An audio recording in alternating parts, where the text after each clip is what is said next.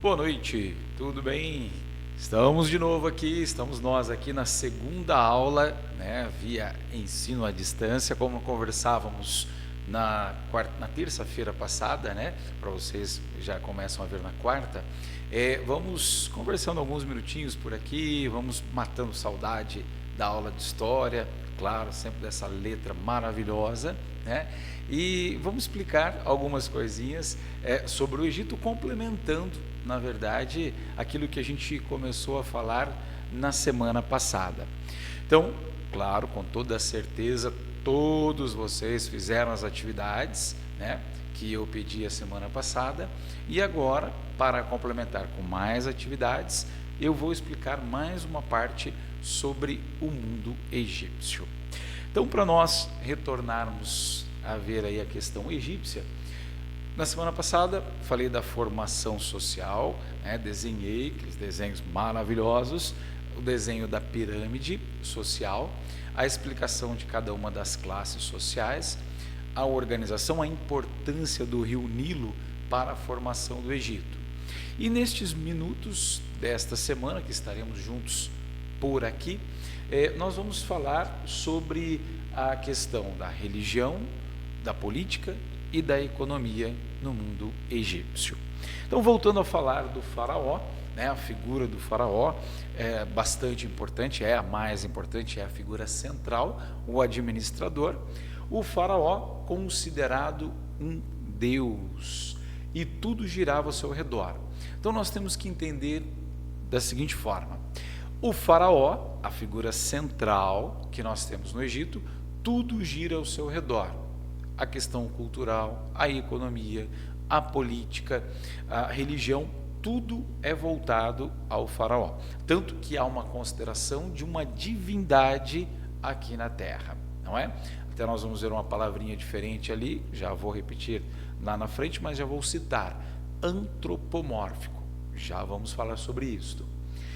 Mas, claro, para o faraó administrar toda essa extensão sozinho, não conseguiria, obviamente. Era necessário, então, o auxílio de algumas camadas sociais. Lembram-se quando eu coloquei sobre as camadas sociais, dividi na pirâmide, aparecia ali os sacerdotes, altos funcionários que auxiliavam. Então vejam, nós temos a importância dos sacerdotes, que tinha aquela concepção do tempo, o momento que ia chover, o período do ano que chove mais, chove menos, faz mais frio, menos frio, era muito a cargo desses sacerdotes, extremamente importante para a questão da administração. Os altos funcionários, nós temos aqueles que estão na escala mais alta, e esses altos funcionários tendo a responsabilidade de ajudar na organização política. Mas aqui eu quero destacar os escribas. Os escribas, aqui escrito, tinham uma importância muito grande porque sabiam ler e escrever. E isto faz toda a diferença, porque como contabilizar o tanto que se produziu, como contabilizar, né, aquilo que vai ficar nos silos, os impostos, como tem que ser arrecadado. Então, esses escribas ganham grande importância. Então, nós temos aqui a questão dos escribas que auxiliam na administração aqui do faraó. Lembrando que a escrita hieróglifa, né, mais ou menos como minha letra, horrível, nós temos então a escrita como algo extremamente importante neste momento. Bom, a unidade política. Vamos nos lembrar que o Egito se manteve como uma unidade política, não houve fragmentação, conseguiu por muitos e muitos anos se manter centrado nas mãos do faraó. Mas como que ele consegue fazer isto? Primeiro, tem que se criar uma mentalidade coletiva política. Que tipo de mentalidade? A mentalidade, primeiro, altamente hierarquizada. Então, a pessoa nascia e ela já tinha ciência de que ela era camponesa e ali ela iria ficar. E ela era induzida, ela era conduzida a não questionar essa estrutura. né? Bem característico, bem típico de vários e vários impérios. E, claro, extremamente importante a questão religiosa. Se eu passo a acreditar que o faraó é uma divindade, como é que eu vou questionar ao faraó? Como é que eu vou questionar a um Deus? Então, com isto, o faraó conseguiu manter por muitos e muitos anos, vários faraós, é claro, conseguiram manter esta sociedade em uma grande unidade política, em uma grande unidade administrativa. E aqui, né, nesses minutos aí concluindo, para nós pensarmos e vermos a questão política e agora econômica, nós temos como base da economia a agricultura. Então, as pessoas tinham na agricultura a essência de sua economia, é dali que vinha toda a organização do Egito, mas isso não anulava o comércio e as manufaturas. Vejam, a produção agrícola, a base de tudo.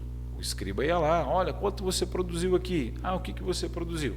Pegava, levava, armazenava nos silos. Mas havia pessoas que hoje, ou depois, tempos mais tarde, até hoje podemos chamar de artesãos. Esses artesãos, eles conseguiam pegar a matéria-prima e transformar, por exemplo, numa roupa. Pegavam, transformavam em uma roupa, uma vestimenta e vendiam. Ou um calçado, por exemplo, né? Transformar, pegar a matéria-prima, transformá-la e, ao transformá-la, poderia vender. Isto fazia o comércio.